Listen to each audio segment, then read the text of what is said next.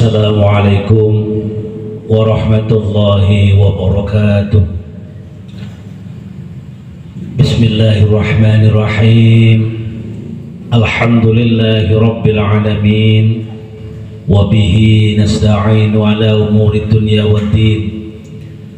Wassalatu wassalamu ala ashrafil anbiya'i wal mursalin Sayyidina wa habibina wa syafi'ina wa maulana Muhammadin rahmatan lil alamin wa ala alihi wa ashabi ajma'in, amma ba'd. Qala Allah ta'ala fi kitabil karim, a'udzu billahi minasy syaithanir rajim. Bismillahirrahmanirrahim. Ya ayyuhan nasu u'budu rabbakumul ladzi khalaqakum walladzina min qablikum la'allakum tattaqun. Shadaqallahul azim. Pemirsa dan jamaah yang dirahmati oleh Allah Subhanahu wa taala,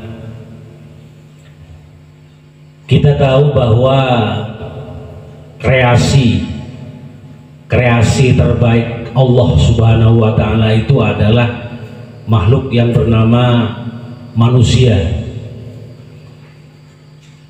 dan tugasnya manusia itu adalah diciptakan oleh Allah adalah untuk beribadah kepada Allah Subhanahu wa ta'ala. Wa ma khalaqtul jinna wal insa illa liya'budun. Tidak aku ciptakan jin dan manusia itu semata-mata kecuali untuk menyembah Allah, untuk beribadah kepada Allah Subhanahu wa ta'ala.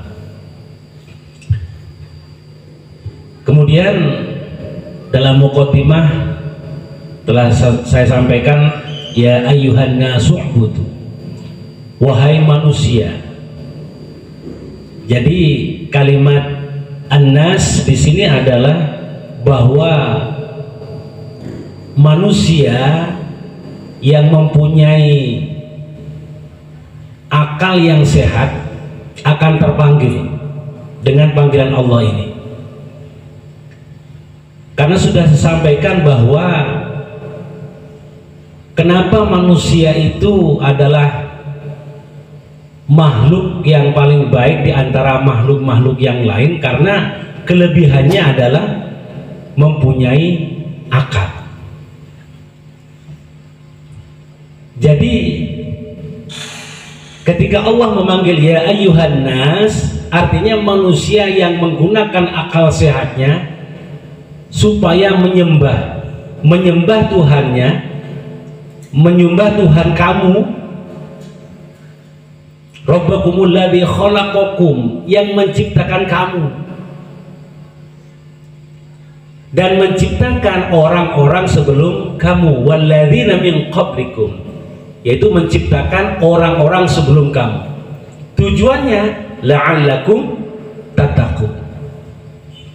Jadi kita yang ada sekarang ini yang masih hidup itu adalah ya ciptaan Allah. Dulu seperti Nabi Adam, kemudian Nabi Idris, kemudian makhluk-makhluk Allah yang lain, manusia yang terbaik adalah para wali, itu juga merupakan ciptaan Allah Subhanahu wa ta'ala. Nah, karena manusia ini mempunyai akal sehat, maka terpanggil untuk menyembah Allah dan mau. Nah, yang tidak mau ini artinya perlu dipertanyakan. Mempunyai akal tidak, tapi tidak dipergunakan akalnya untuk menyembah Allah. Karena apa? Karena Allah itu adalah yang menciptakan semuanya, menciptakan manusia, dan dituntut kepada ciptaannya itu untuk beribadah kepada Allah Subhanahu wa ta'ala. Sehingga kalau sudah menyembah Allah itu adalah nantinya menjadi orang yang baik, menghindari segala yang dilarang oleh Allah dan mengerjakan segala yang diperintah oleh Allah Subhanahu wa ta'ala. Karena manusia itu adalah kreasi terbaik Allah Subhanahu wa ta'ala, yang tahu caranya mengobati cuma Allah Subhanahu wa ta'ala.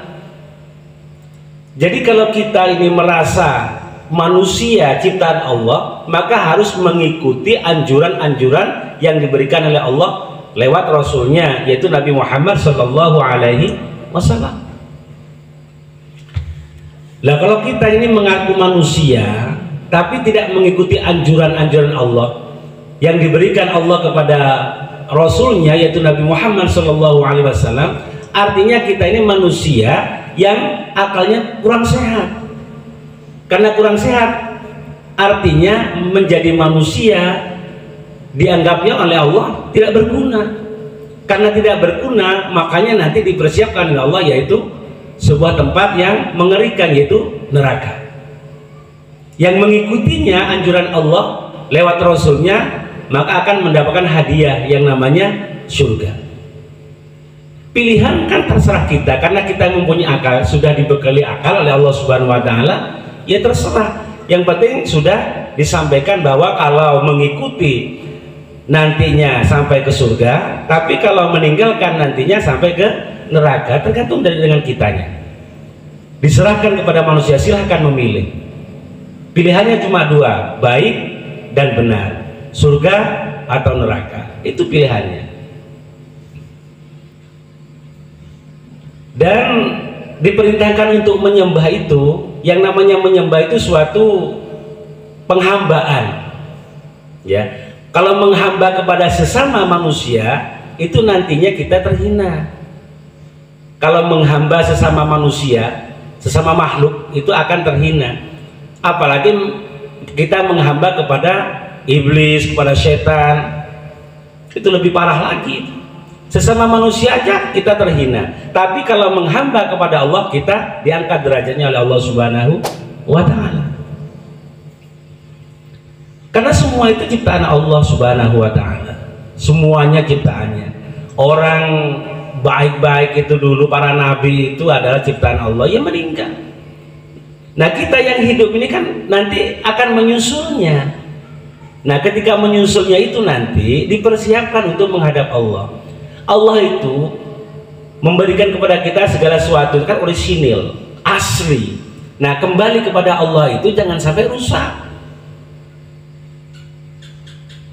Kenapa? Karena namanya titipan. Titipan itu kalau kita dititipi apapun, ya kembalinya harus baik. Dan semuanya yang ada pada kita ini, yang ada di dunia ini adalah titipan Allah Subhanahu wa Ta'ala untuk diurusi dengan baik. Kalau kita mengurusnya dengan baik, nanti kembali kepada Allah Subhanahu wa Ta'ala itu dengan senyum, ceria, tidak takut. Menghadap Allah tidak takut. Jadi kalau menghadap Allah kok takut, kan lucu. Kenapa? Ya Tuhannya yang menanggung segalanya kan Allah Subhanahu wa Ta'ala. Dan kita pun tidak pernah ketemu dengan Allah Subhanahu wa Ta'ala. Kemudian yang kita takutkan itu apa? Kan tidak ada. Jadi Allah itu yang menciptakan kita, yang menanggung segalanya. Kemudian nantinya kalau sudah dianggap selesai tugasnya, kan akan kembali kepada Allah Subhanahu wa Ta'ala. Terus masalahnya kan nggak ada. Jadi masalahnya yang penting kita itu siap-siap saja. Siap-siap bagaimana menuju Allah itu, bekal yang kita bawa itu, amalia baiknya dipersiapkan di atas bumi ini. Jadilah orang yang baik supaya menjadi orang pilihan. Karena kita ini sudah dibekali akal sehat, maka dituntut untuk belajar, menuntut ilmu. Dengan menuntut ilmu itu nanti akan tahu siapa Allah, bagaimana caranya dekat dengan Allah Subhanahu wa Ta'ala, dan bagaimana caranya mengikuti anjurannya, bagaimana cara mengikuti Rasulullah Shallallahu Alaihi Wasallam. Itu kalau kita belajar. Makanya dibekali dengan akal. Makanya afala ta'qilun, afala tatafakkarun, itu masih sindiran dari Allah Subhanahu wa Ta'ala. Apa kamu tidak berakal? Apa kamu tidak berpikir? Gunakan akal sehatnya untuk berpikir ciptaan Allah Subhanahu wa Ta'ala. Kan seperti itu. Seharusnya kita ini kan kangen, seharusnya, iya kan? Seharusnya kan kangen. Karena apa?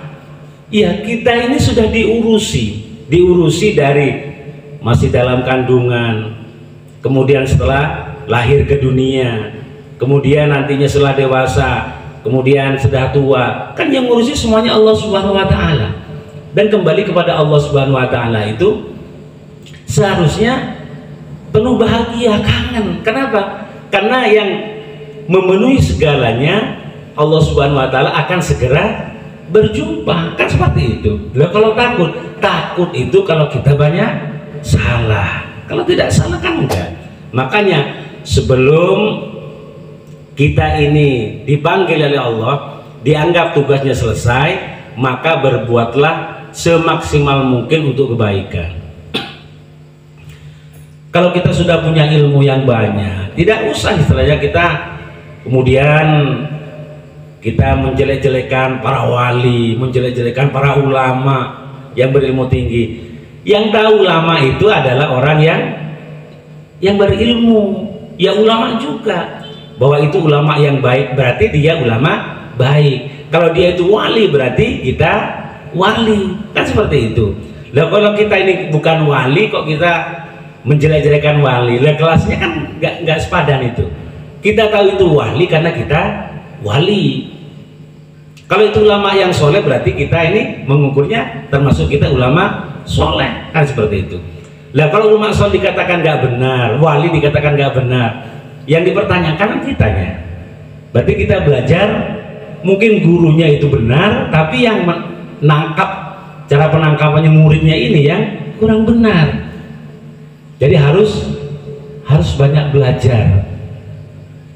Jangan mengatakan saya sudah dari sana, dari sini, dari Mekah, dari Madinah dan sebagainya misalkan. Ya tapi kalau ilmunya seperti itu, kenapa nggak di tempat kita aja yang biasa-biasa aja? Nggak usah aneh-aneh. Jadi kita ini sudah kalau belajar itu yang biasa-biasa aja. Kalau sudah pada ilmu ya biasa-biasa lakukan. Kalau kita Islam ya lakukan apa tugasnya.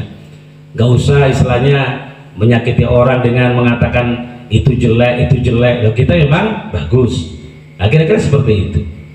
Jadi kepada saudara-saudara yang sudah mempunyai ilmu yang luar biasa, mari bersama-sama menyatu agar Indonesia ini menjadi baldatun thayyibatun wa rabbun ghafur, yang dicintai oleh Allah Subhanahu wa taala, yang diampuni oleh Allah Subhanahu wa taala. Demikian. Mohon maaf atas segala kurangan. Wabillahi taufiq wal hidayah. Wassalamualaikum warahmatullahi wabarakatuh.